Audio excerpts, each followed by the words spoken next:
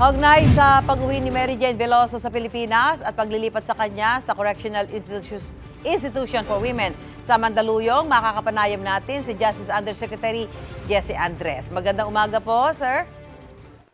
Hello, Susan, at magandang umaga sa inyong lahat at sa lahat na nakikinig. Apo. Yusek, ngayon po nga nandito na si Mary Jane Veloso sa Pilipinas. Ang panawagan naman niya ngayon ay clemency. Nakausap niyo na ba po si Pangulong Bongbong Marcos tungkol dito? Well, unang-una, isang napakalaking tagumpay nito para sa ating bayan.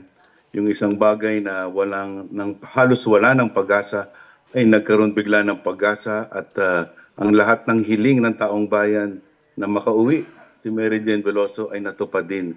At tama po kayo, ang mahal na Pangulo po ang dapat nating tanungin tungkol sa mga susunod na mga posibleng mangyari.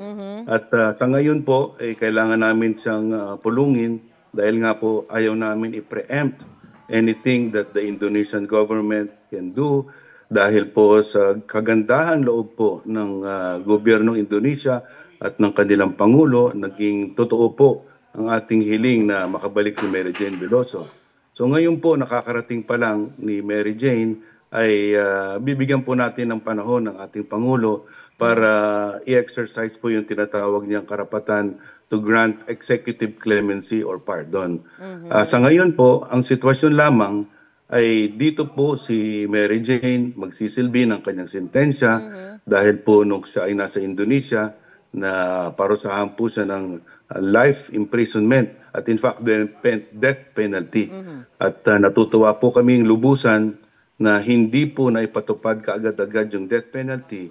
At dahil po ito sa pagtutulungan ng even ang mga nakaraang Pangulo, dumaan ho ito sa panahon ni GMA, Gloria Arroyo, ni President Aquino at ngayon ko kay President Marcos, kung hindi po sa pagtutulungan ng ating mga Pangulo at sa kanilang pag-ugnayan sa Pangulo ng Indonesia, hindi po magiging realidad yung pagbalik ni Mary Jane Veloso. Apo, Yusek Andres, magpapasko naman po at ilang araw na lang yan, Pasko na.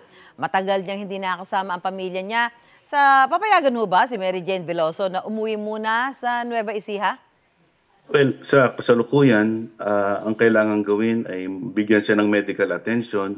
Nung hindi pa siya umaalis sa Indonesia, marami siyang iniindang karamdaman, kasama po yung pagsakit ng ulo niya. So yung medical attention at medical check-up, uunahin po muna natin yan. Apo. And then yung documentation po, kailangan pong gawin din at soon enough. At sa kasalukuyan po, bibigyan ka agad-agad ng pagkakataon yung immediate family ni Mary Jane na makapiling mayakap, makapiling, makausap si Mary Jane dyan sa CIW sa Mandaluyong. Pero yung pag-uwi po sa Nueva Ecija, siguro i-request nila yan. And very unlikely that we will give a special treatment. Dahil po, alam nyo pa, rule of law tayo, hindi naman humaari na basta makauwi sa probinsya ang taong nagsisilbi ng kanyang sentensya. Ngunit even sa loob ng CIW, ibibigyan po ng puwang at lugar para po magkaroon ng reunion, family reunion. At kahit paano, even sa araw ng Pasko, baka maari silang magkasama-sama doon sa CIW. Apo, Yusek, gaano siya katagal makukulong dyan sa CIW at kumusta po yung kondisyon ng kanyang magiging selda? Iyon. Well, matagal pa yung ipaninilbihan niya dahil life imprisonment nga. At noong 2010 pa lang siya naman na husgahan ng death penalty and life imprisonment. Ngunit napipinto naman ang executive clemency kaya I'm not looking at the number of years that he will spend there. Bigyan ho natin ng tamang panahon, respetuhin po natin yung bansang Indonesia dahil ang gusto po nila magsilbi ng termino talaga ng life imprisonment. Pero nandun din po sa kasunduan na meron tayong karapatan na gampanin ang mga alituntunin sa executive clemency. So nandyan din po sa sa constitution natin na pwede siyang mabigyan ng executive clemency or absolute pardon para makalaya siyang mas maaga. Aba, Yusek Andres, yung pong kanyang pamilya ay nangangamba daw po sa seguridad dito si Mary Jane Veloso. Magkakaroon ho ba ng kakaiba sa seguridad na ibibigay dito po kay Mary Jane Veloso habang siya ay nandiyan po sa CIW? Siguraduhin po ng Bureau of Corrections na merong matinding bantay at seguridad si Mary Jane. At alam po natin na merong ibang mga individual na convicted rin sa dahilan ng itong drug case na ito, also involved 2 human traffickers na convicted na rin. At sisiguraduhin natin na nakahiwalay sila at yung safety ni Mary Jane ay assured sa CIW.